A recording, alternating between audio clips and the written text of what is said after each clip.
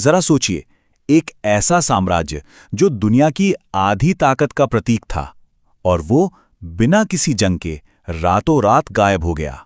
आज हम 20वीं सदी की सबसे बड़ी पहेलियों में से एक को समझने की कोशिश करेंगे, सोवियत संघ का पतन।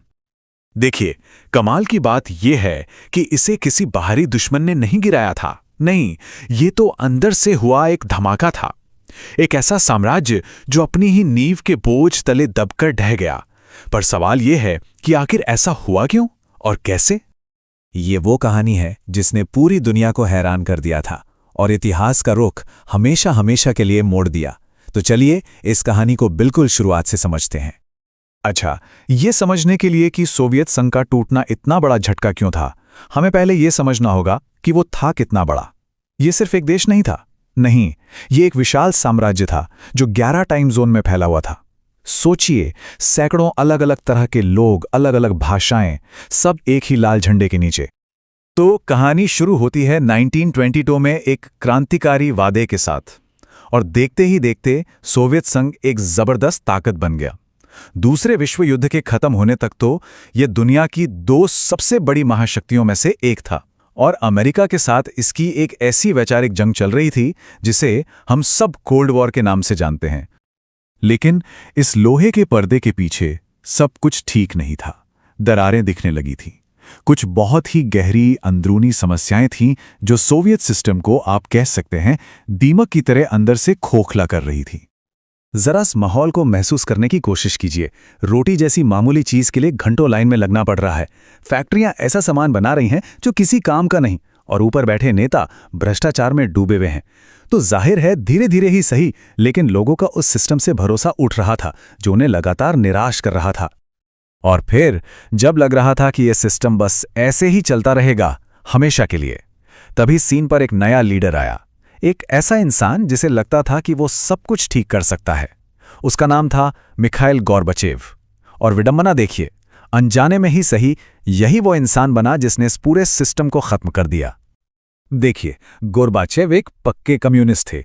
उनका इरादा सोवियत संघ को तोड़ना बिल्कुल नहीं था, बल्कि वो तो उसे बचाना चाहते थे। उन्हें लगा कि कुछ सुधार करके वो इसे 21वीं सदी के लिए तैयार कर सकते हैं, इसे मॉडर्न बना सकते हैं। और इसी सोच के साथ उन्होंने 2 ऐसी नीतियां सामने रखीं जिन्होंने सब कुछ बदल कर रख दिया। पहला था पेरेस्ट्रोइका, जिसका मतलब था रीस्ट्रक्चरिंग या पुनर्गठन। इसका सीधा सा मकसद था कि इकोनॉमी में थोड़ी बहुत मार्केट वाली कंपटीशन लाई जाए। और दूसरा था ग्लासनोस्ट, यानी ओपननेस या खुलापन। और ये तो एक क्रांतिकारी आइडिया था। मतलब लोगों को पहली बार ये इजाजत दी जा रही थी कि वो सरकार की आलोचना कर सकते हैं, आजादी से अपनी बात रख सकते हैं। और यहीं पर आता है कहानी का सबसे बड़ा ट्विस्ट। जिन सुधारों से सिस्टम को बचाने की उम्मीद की जा रही थी, वही उसके ढहने की वजह बन गए। हुआ ये कि जब लोगों ने एक बार आजादी का स्वाद चख लिया, तो उनकी भूख और बढ़ गई।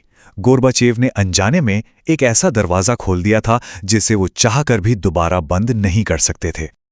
एक बार जब आजादी का ये जिन्न बोतल से बाहर आ गया, तो उसे वापस अंदर डालना नामुमकिन था।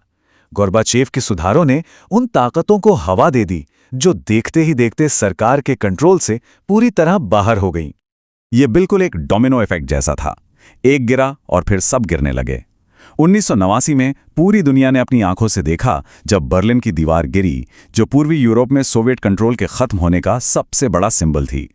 बस फिर क्या था, इससे हिम्मत पाकर सोवियत संघ के अंदर भी राष्ट्रवादी आंदोलन उठ खड़े हुए। लिथुआनिया, एस्टोनिया, यूक्रेन, वो देश जो दशकों से चुप थे, अब खुलकर आजादी की मांग कर रहे थे। तो चलिए अब कहानी के उस आखिरी सबसे नाटकीय हिस्से पर चलते हैं। वो घटनाएं जिन्होंने सोवियत संघ को उसके अंजाम तक पहुंचाया। ये इतिहास का एक बहुत बड़ा टर्निंग पॉइंट था। तारीख थी अगस्त 1991।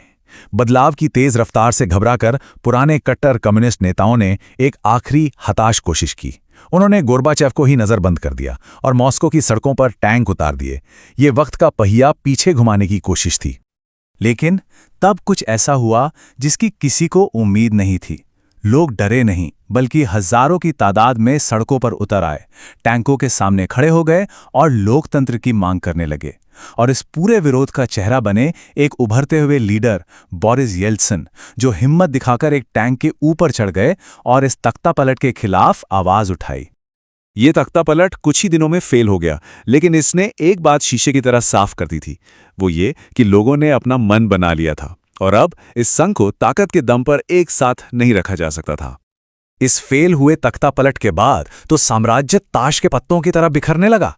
एक के बाद एक सभी गणराज्यों ने अपनी आजादी का ऐलान कर दिया और आखिरकार 25 दिसंबर 1991 को मिखाइल गोर्बाचेव ने टीवी पर आकर इस्तीफा दे दिया।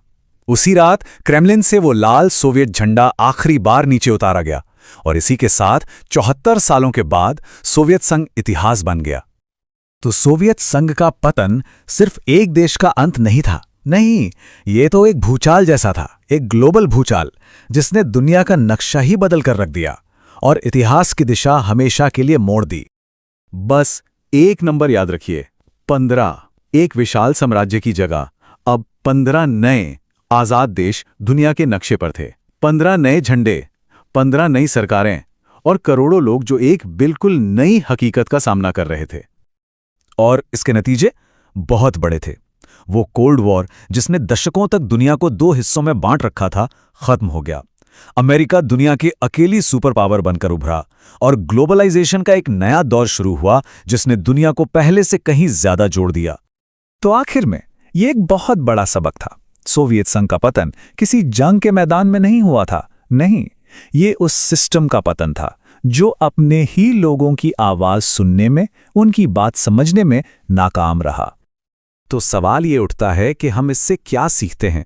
जब किसी वर्ल्ड ऑर्डर की नींव ही अचानक गायब हो जाए तो क्या होता है? ये एक ऐसा सवाल है जो आज भी उतना ही जरूरी है जितना 1991 में था।